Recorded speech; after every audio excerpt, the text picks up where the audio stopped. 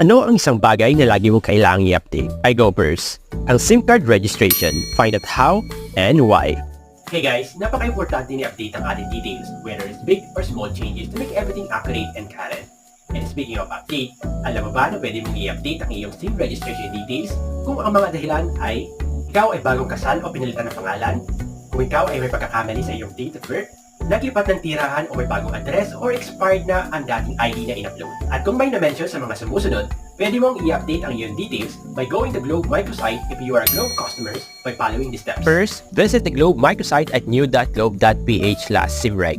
Scroll down and click on Click Here to view or edit your details.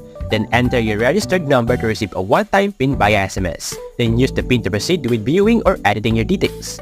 And now, you can enter the details you wish to update, like your correct full name, date of birth, current address, and your valid ID.